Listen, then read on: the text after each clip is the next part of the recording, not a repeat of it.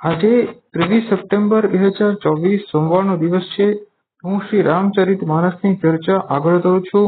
ત્યારબાદ રાવણને બધા મંત્રીઓએ તેમ કહ્યું કે હે મહારાજ, કોઈ ઉપાય કરવાની આવશ્યકતા નથી. તમે તો દેવતાઓ અને રાક્ષસો ઉપર પરિશ્રમ કર્યા વગર જ વિજય પ્રાપ્ત કર્યો છે, તો આ મનુષ્યો અને વાનરો કઈ ગણતરીમાં જ છે. અને મંત્રીઓ, વૈદ અને ગુરુ, આ ત્રણ વ્યક્તિઓ જ્યારે અપ્રસન્નતાના ભયથી કે લાભના કોઈ આશયથી જ્યારે તમારું હિત બોલે છે, હિતકર વાક્ય કરે છે, અને તે વાક્ય જ્યારે સત્ય હોતું નથી, ત્યારે ક્રમશઃ રાજ્ય, શરીર અને ધર્મનો નાશ થાય છે. અને આવું જ કંઈક રાવણ સાથે થઈ રહ્યું છે. રાવણ સાથે આવો જ સંયોગ બની રહ્યો છે. બધા મંત્રીઓ રાવણની સ્તુતિ કરી રહ્યા છે. અને તેવા જ સમયે વિભીષણજી ત્યાં આવી પહોંચ્યા. અને વિભીષણજી ત્યાં આવીને રાવણને ત્યાં મસ્તક નમાવ્યું. ત્યારબાદ વિભીષણજી પોતાના આસન પર બેઠા અને ત્યારબાદ ફરીથી તેમણે રાવણને પોતાનું મસ્તક નમાવ્યું. અને ત્યારબાદ વિભીષણજીએ રાવણને કહ્યું કે હે તાત, તમે મને મારી સલાહ પૂછી છે, તેથી હું મારી બુદ્ધિ અનુસાર તમારું હિત થાય તેવા વચનો કહું છું. કામ, ક્રોધ, મદ, મોહ એ બધા નરકના દ્વાર છે. તેથી હે રાવણ, તમે બધાનો ત્યાગ કરી દો. અને હે રાવણ, તમે શ્રી રામચંદ્રજી સાથે વેર ના કરો અને શ્રી સીતાજીને શ્રી રામચંદ્રજીને પાછા સોંપી દો. શ્રી રામચંદ્રજી મનુષ્યોના જ રાજા નથી, પરંતુ ત્રણેય લોકોના સ્વામી છે. તે ભગવાન છે અને તે ચરાચર જગતના ઈશ્વર છે. તે શરણાગતની રક્ષા કરવાવાળા છે અને દુઃખીઓના દુઃખ દૂર કરવાવાળા છે. અને તે જ પ્રભુ શ્રી રામચંદ્રજીએ મનુષ્ય, ગાય અને દેવતાઓની રક્ષા માટે આ મનુષ્ય શરીર ધારણ કર્યું છે. તેથી હે દશશીશ, શ્રી રામચંદ્રજી સાથે વેર છોડી દો અને શ્રી સીતાજીને તેમને પાછા સોંપી દો. શ્રી રામચંદ્રજી શરણાગત વત્સલ છે. જો તમે તેમના શરણમાં જશો તો પ્રભુ શ્રી રામચંદ્રજી તમને શરણમાં રાખી લેશે અને તમારું હિત થશે. આવું વિભીષણજીએ રાવણને કહ્યું. અને ત્યાં માલ્યવાન નામનો એક બુદ્ધિમાન મંત્રી હતો. તે પણ તેમ બોલ્યો કે હે મહારાજ, વિભીષણજી નીતિ ભૂષણ છે, અર્થાત તે નીતિને આભૂષણની જેમ ધારણ કરે છે, અને તેમની વાતને તમે હૃદયમાં ધારણ કરો. આ વાત સાંભળીને રાવણ બોલ્યો કે આ મૂર્ખાઓ શા કારણે શત્રુઓના વખાણ કરી રહ્યા છે, અને કોઈ છે, આ બંનેને મારા સામેથી દૂર કરો. અને ત્યારબાદ માલ્યવાન તો પોતાના ઘરે જતો રહ્યો, પરંતુ વિભીષણજી ત્યાં જ ઉભા રહ્યા. વિભીષણજીએ રાવણના ચરણ પકડી લીધા અને ચરણ પકડીને વિભીષણજી તેમ બોલ્યો કે હે રાવણ, હું તમને તમારા ચરણ પકડીને ભીખ માંગુ છું કે શ્રી સીતાજીને તમે શ્રી રામચંદ્રજીને ત્યાં પાછા મોકલી દો. તેમાં જ તમારું હિત છે. મુનિ પુલસ્ત્યજીએ પોતાના શિષ્ય દ્વારા આ સંદેશો મને મોકલાવ્યો છે, તે જ હું કહી રહ્યો છું. અને મારી વાત તમે સ્વીકાર કરી લો અને શ્રી રામચંદ્રજીનું ભજન કરો. આ વાત સાંભળીને રાવણને અત્યંત ક્રોધ આવ્યો અને રાવણે વિભીષણજીને લાત મારી અને વિભીષણને તેમ કહ્યું કે હે મૂઢ, હું તને અન્ન અને વસ્ત્ર આપીને જીવાડું છું અને તું શત્રુઓના પક્ષમાં છે, શત્રુઓના પક્ષની વાત કરે છે. હે મૂર્ખ, મને એમ બતાવો કે જગતમાં તેવું કોણ છે જેને મેં મારા ભુજાઓના બળથી જીત્યો ના હોય. અને હે મૂર્ખ, તું મારા જ નગરમાં વસીને તપસ્વીઓની વખાણ કરી રહ્યો છે. અને હે મૂઢ, હવે તું તેમની પાસે જ જા અને તેમની સાથે નીતિઓની આ વાણીની ચર્ચા કર. અને આવું રાવણે વિભીષણજીને કહ્યું. પરંતુ વિભીષણજી ત્યારબાદ પણ રાવણના ચરણ પકડીને વારંવાર કહેતા રહ્યા કે હે રાવણ, તમે મારી સલાહ માની લો અને શ્રી સીતાજીને પાછા સોંપી દો.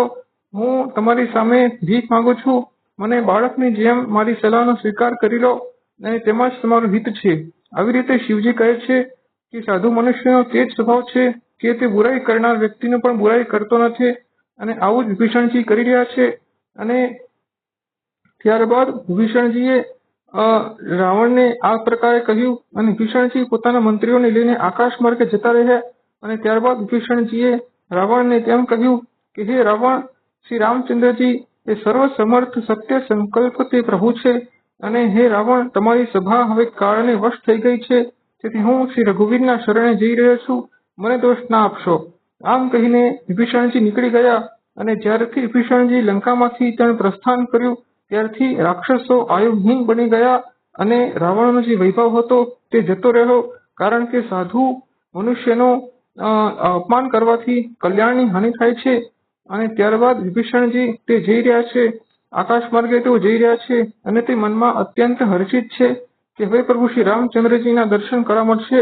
તે પ્રભુ શ્રી રામચંદ્રજીના ચરણના દર્શન કરવા મળશે, જેમના ચરણ કમલોના સ્પર્શથી દેવી અહલ્યાજીનો ઉદ્ધાર થઈ ગયો અને જેમના ચરણ કમલો એ મૃગ કપટની પાછળ દોડ્યા હતા, જેના ચરણ કમલોનું ધ્યાન શ્રી જાનકીજી ધરે છે અને જેના ચરણ કમલો શ્રી શિવજીના મનરૂપી જે સરોવર છે ત્યાં રહે છે.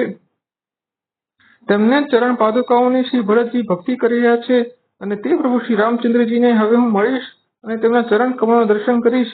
આ વિચારીને વિભીષણજી અત્યંત હર્ષિત થયા અને તે સમુદ્રની પેલે પાર શીઘ્ર પહોંચી ગયા. અને ત્યાં પહોંચ્યા બાદ શ્રી સુગ્રીવજીના જે રખેવાળો હતા તેમણે વિભીષણજીને રોક્યા અને ત્યારબાદ શ્રી સુગ્રીવજી શ્રી રામચંદ્રજીને આવીને તેમણે તેમ કહ્યું કે હે પ્રભુ શ્રી રામચંદ્રજી, રાવણનો ભાઈ તમને મળવા આવ્યો છે. ત્યારબાદ શ્રી રામચંદ્રજી શ્રી સુગ્રીવજીને કહ્યું કે તમારી શું સલાહ છે. ત્યારબાદ શ્રી સુગ્રીવજીએ શ્રી રામચંદ્રજીને કહ્યું કે હે પ્રભુ શ્રી રામચંદ્રજી, રાવણનો ભાઈ અત્યંત માયાવી છે, તે તમારો ભેદ જાણવા આવ્યો છે, તેને બાંધીને રાખવો જોઈએ.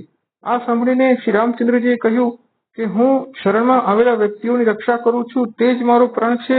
અને મારા શરણમાં આવેલો વ્યક્તિ જો પાપી હોય તો પણ હું તેને રક્ષા કરું છું, તે જ મારો પ્રાણ છે. અને આવી રીતે શ્રી રામચંદ્રજીએ શ્રી સુગ્રીવજીને સમજાવ્યા કે જો વિભીષણજી પાપી હોય તો તે મારા સન્મુખ આવી શકે તેમ નથી, કારણ કે પાપીઓનો સહજ સ્વભાવ તે જ છે કે પાપીઓ મારું ભજન કરી શકે તેમ નથી. અને જો વિભીષણ મારો ભેદ જાણવા પણ આવ્યો હોય તો પણ ભયભીત થવાની આવશ્યકતા નથી, કારણ કે લક્ષ્મણ ક્ષણવારમાં જ બધા જ રાક્ષસોનો સંહાર કરી શકે તેમ છે. અને જો વિભીષણજી ભયભીત થઈને મારી શરણમાં આવ્યા હોય તો હું વિભીષણજીની રક્ષા કરીશ.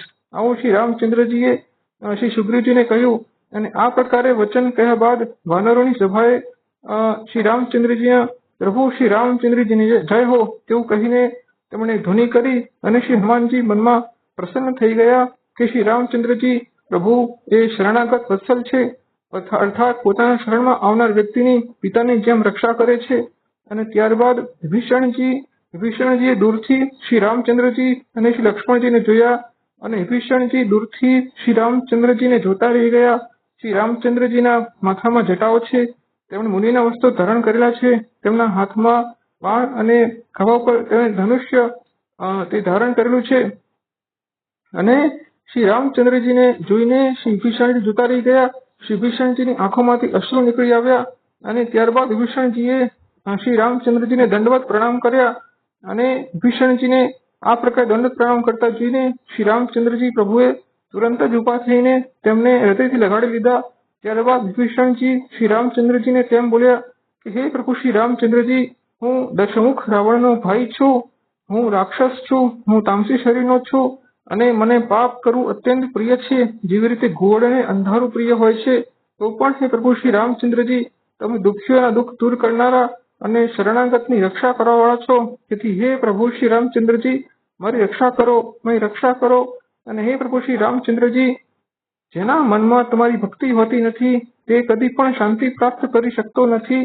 અને જેના મનમાં તમે હો છો, ધનુષ્ય બાણ ધારણ કરીને તમે હો છો, તેના મનમાં કદી પણ માન, મદ અને મોહ તે હોતા નથી. આવું વિભીષણજીએ શ્રી રામચંદ્રજીને કહ્યું. ત્યારબાદ શ્રી રામચંદ્રજી વિભીષણજીને તેમ કહ્યું કે હે ભીષણ, કાકભૂષુંડીજી, શિવજી અને પાર્વતીજી મારો સ્વભાવ જાણે છે. હું શરણાગતની રક્ષા કરવા વાળો છું અને તમે મારી શરણમાં આવ્યા છો. અને જે પણ વ્યક્તિ મારા સન્મુખ આવે છે તેના કરોડો જન્મના પાપોનો નાશ થઈ જાય છે. અને મારા સન્મુખ આવવાથી વ્યક્તિના પાપોનો નાશ થઈ જાય છે.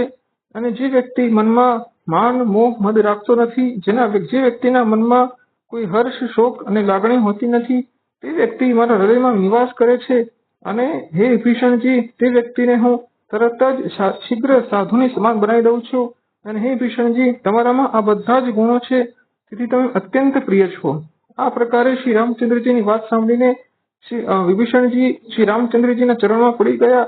અને આ જોઈને વાનરોની સભાએ શ્રી રામચંદ્રજીની જય હો તેવી રીતે ધ્વનિ કરી ત્યારબાદ વિભીષણજીએ શ્રી રામચંદ્રજીને કહ્યું કે હે શ્રી રામચંદ્રજી, હું જ્યારે તમને મળવા આવ્યો હતો ત્યારે મારા મનમાં કેટલીક ઈચ્છાઓ હતી, પરંતુ અત્યારે મારા મનમાં કોઈ જ ઈચ્છા નથી. ત્યારબાદ પ્રભુ શ્રી રામચંદ્રજી વિભીષણજીને કહ્યું કે હે વિભીષણજી, તમારા મનમાં તો કોઈ જ ઈચ્છા નથી, પરંતુ મારું દર્શન કદી પણ નિષ્ફળ જઈ શકે તેમ નથી. આમ કહીને શ્રી રામચંદ્રજીએ સમુદ્રનું જળ મંગાવ્યું અને વિભીષણજીનું રાજ તિલક કર્યું અને વિભીષણજીને લંકેશ કહીને પોકાર્યા. અને આવી રીતે શિવજીએ જ્યારે રાવણે પોતાના 10 મસ્તકોનું બલિદાન કર્યું હતું ત્યારે શિવજીએ રાવણને રાજ્ય આપ્યું હતું, પરંતુ શ્રી રામચંદ્રજીએ તો વગર કારણે જ વિભીષણજીને બધું અખંડ રાજ્ય આપી દીધું. આવી રીતે શ્રી રામચંદ્રજી અત્યંત કૃપાળુ છે. અને આ જોઈને વાનરોની સભા ફરીથી પ્રભુ શ્રી રામચંદ્રજીની જય હો તેમ કરીને બધાએ ધ્વનિ કરી. અને ત્યારબાદ શ્રી રામચંદ્રજી જે અજન્મા છે, અવ્યક્ત પરબ્રહ્મ સ્વરૂપ, પરમાનંદ સ્વરૂપ, સચ્ચિદાનંદ સ્વરૂપ, ચરાચર જગતના સ્વામી અને જળ ચેતનના સ્વામી ભગવાન શ્રી રામચંદ્રજીએ આ પ્રકારના વચનો કહ્યા.